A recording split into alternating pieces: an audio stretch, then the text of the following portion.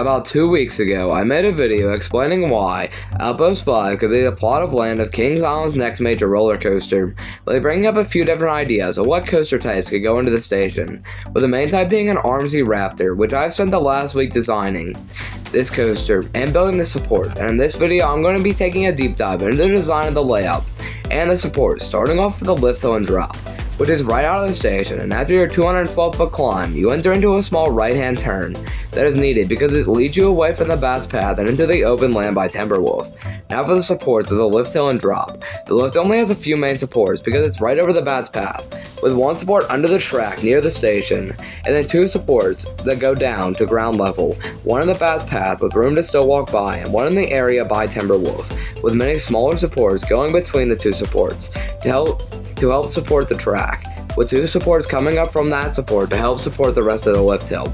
Then finally, another beam that's connected to the support near Timberwolf, with four smaller supports going from that support to the drop. Then just a normal four support structure in the valley because that area is open. Then the ride goes into a massive airtime hill and the part of land near Timberwolf. This airtime hill has a very simple 5 support structure because this area is open as well and was easy to fit the supports into that area. This hill leads into the ride's turn around a dive loop, which is common on many RMC Raptors. This element will go in the area behind Timberwolf. The dive loop will have just a normal support structure for a dive loop. After the dive loop, you enter into a small airtime hill that will run alongside Timberwolf. At this point in the video, we need to get into the land clearing needed for this coaster. The first thing we need to do is remove the buildings near Timberwolf, because these buildings do not have much of a use at the park and can easily be removed to make room for a brand new coaster.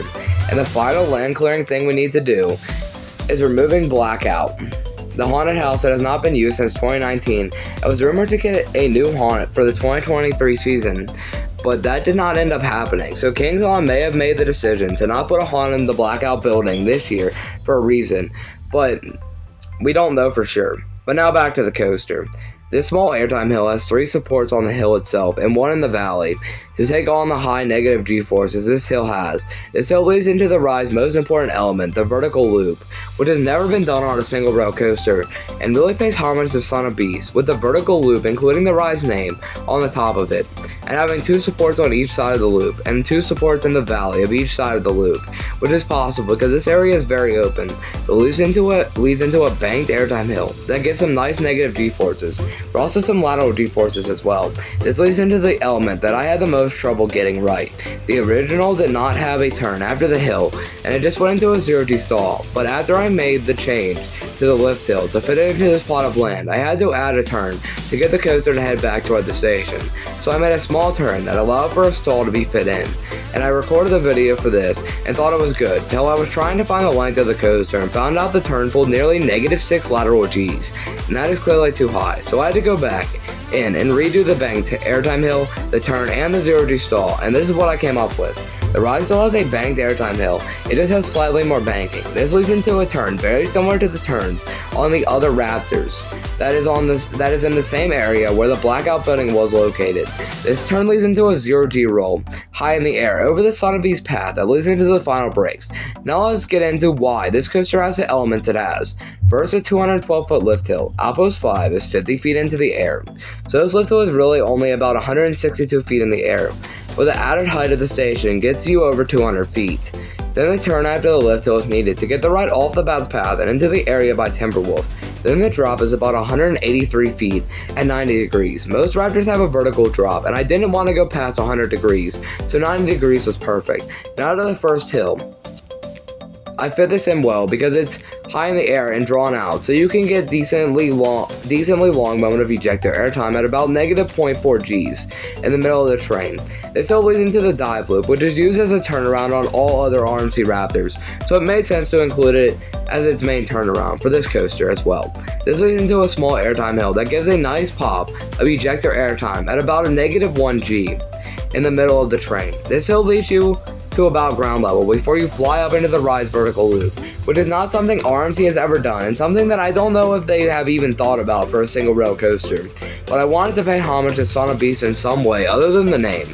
With this being a single rail and not a hybrid, it's hard to find a way to do so I went with the easiest choice and added a vertical loop, which is a perfect way to pay homage to Son of Beast, as Son of Beast was the first modern wooden roller coaster with a vertical loop. So it seemed right to add it to a coaster to make it the first single rail coaster with a vertical loop. Now for the rest of the layout. The vertical loop leads into a banked airtime hill, which is seen on many other RMC Raptors and gives a mix of ejector and laterals, with the hill being the strongest airtime moment of the ride at negative 1.4 Gs. But now, the last few elements of the coaster have been going straight. But as shown by the lift hill, Outpost 5 is slightly to the right of this area, so we need a turn to the right at this point to get the coaster back towards the station. And as I said earlier in the video, this turn gave me a lot of trouble when building the layout, but I finally figured out something that works well. That being a kind of drawn out turn like the one seen on the other Raptor coasters, with a very similar support structure to the one seen on the other Raptors. Now to the final element, which is a 0G roll, which is seen on every other Raptor coaster and has a similar support structure to the Raptor 0G rolls, other than the fact that it's high in the air, because it has to be tall enough to go over the Son of Beast exit path.